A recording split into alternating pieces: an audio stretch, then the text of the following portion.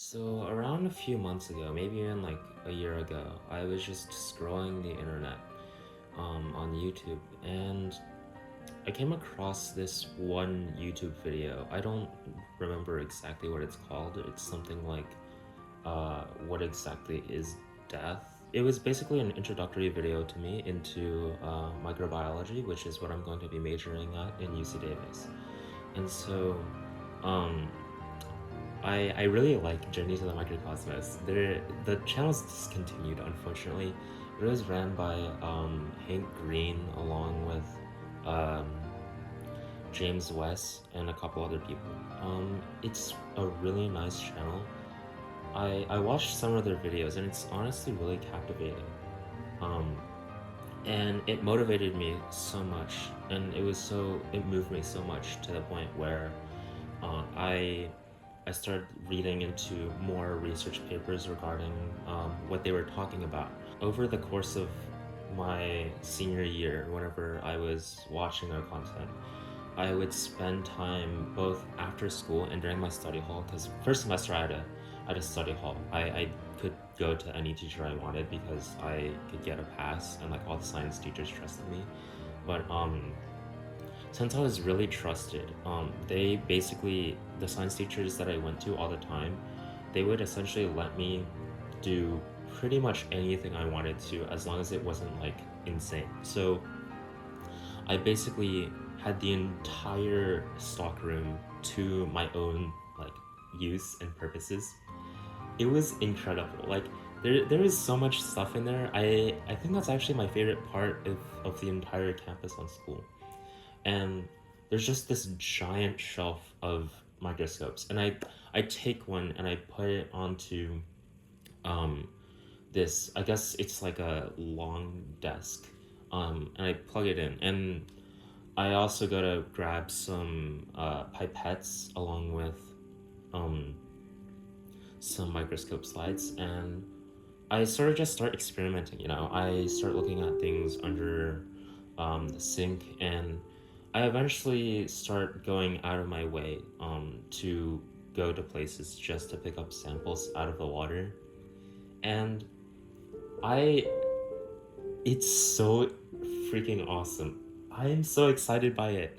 It's, it's probably the craziest thing ever because there's just a whole nother world out there that's right that's literally right in front of you, and we can't see it because our eyes can't see that to that degree.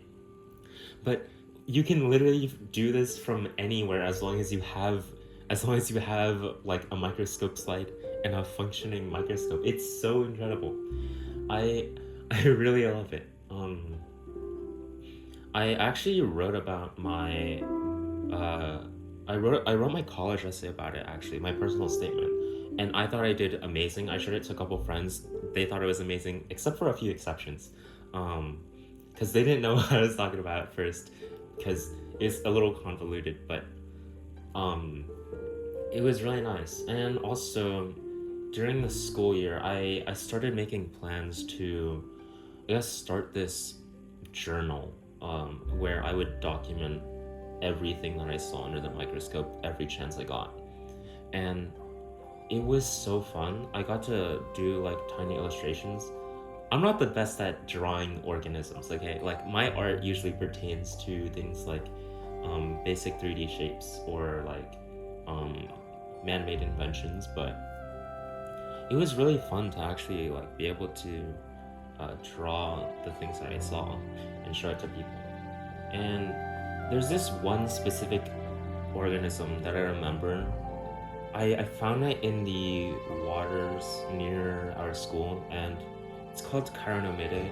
I think it's like some fly larvae, I'm not too sure. But I did a little research into it, and I found out that they're actually an indicator species. So what that means is that if there's some sort of change or something going on in the environment, the population or like pretty much anything about that species um, will basically have some correlation with anything going on. So essentially, the reason why Chironomidae is considered a keystone, not keystone, an indicator species is because it's actually quite resilient, because they have they have a fake heart. And if you like look at if you look at it, you'll see that it actually pumps, and it basically has its own hemoglobin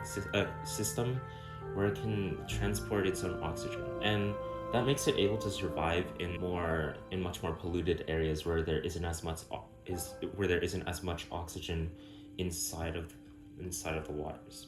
And so the reason why they're so prevalent, from my understanding at least, I'm not a researcher, but this is just from my understanding.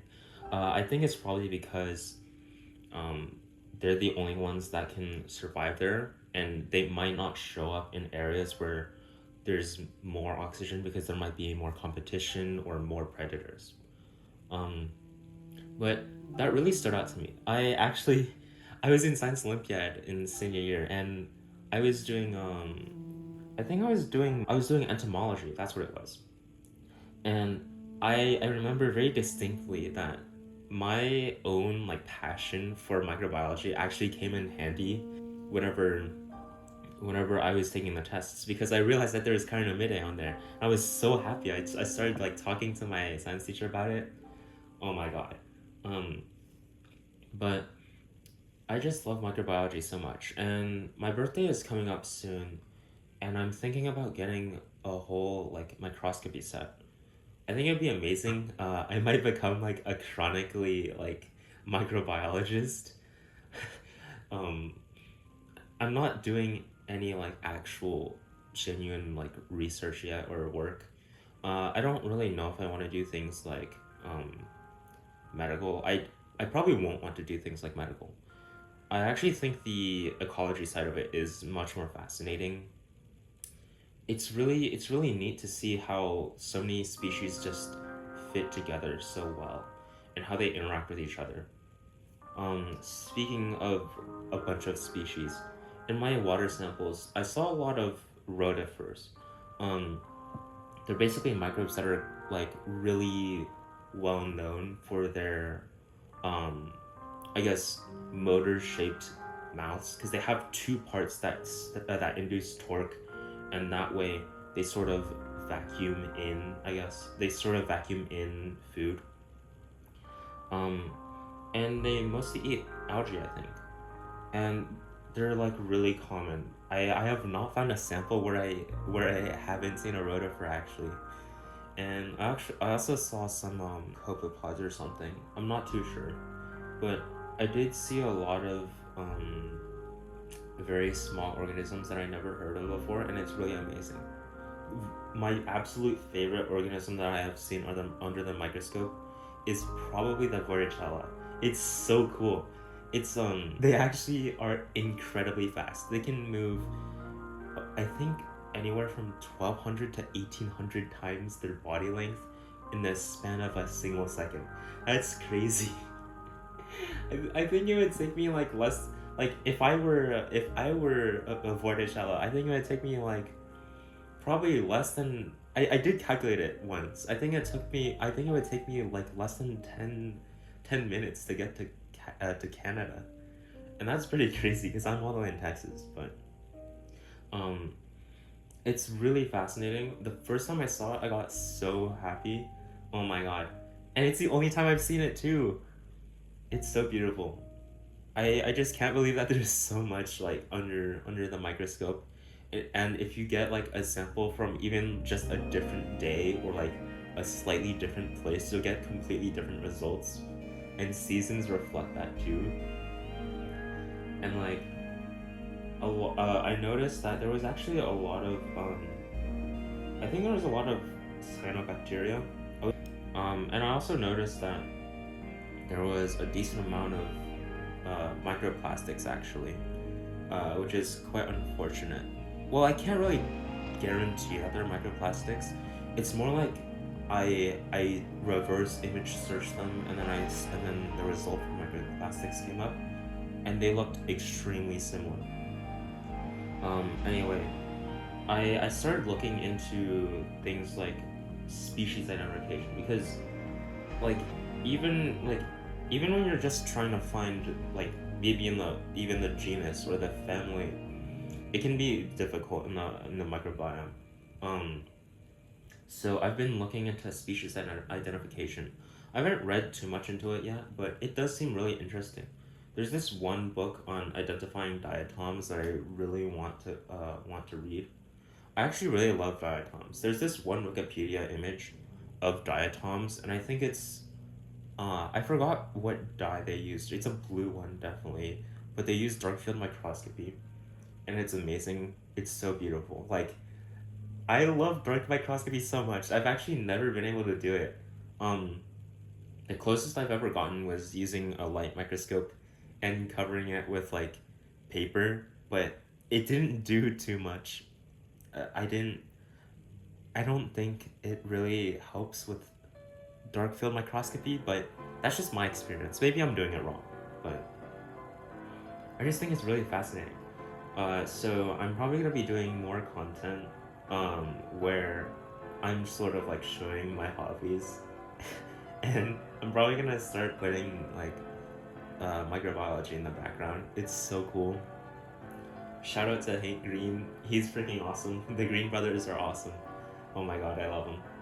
Um, but also, I think one of the beautiful parts of microbiology is that it's sort of like what I feel like my life mission would be. Like, I don't mean going into the field and working. Like, I think anyone can do that regardless of what they think their purpose in life is. Me personally, I think my purpose in life, well, it's just my personal take, but what I think my purpose in life is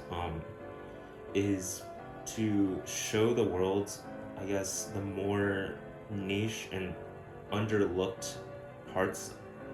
And it's really fascinating how many things are just like not paid attention to enough, because I've never heard of someone else who wants to do microbiology in person. I've only heard of like 3 or 4 cases online too, and they're like famous microbiologists. It's crazy. I don't really watch too much content actually on microbiology aside from Journey to the Microcosmos and James Weiss. His Instagram, I check it out every once in a while. It's pretty cool. I really like it. And he also has like stories in his description sometimes. They're really nice. But yeah, I as for my microscopy experience, I have been able to use I have been able to use an electron microscope. I'm so grateful for that. Unfortunately, it wasn't for microbiology, it was for material science, but it's so freaking cool. Like, the way that it works from my understanding is they shoot an electron, they shoot, well, maybe several electrons, but they shoot some amount of electrons down into the sample, and the way that it reflects back, okay, so you know how light sort of bounces? I think electrons act in a similar way whenever there's a vacuum, and it hits a sample. But you put it in the sample, you put the sample in the vacuum, and then you shoot electrons at it, and then when the electrons bounce off, they hit these general directions and those general directions have like sensors, and those can intercept and essentially image the surfaces of materials. And I use it for material science for this one internship I did,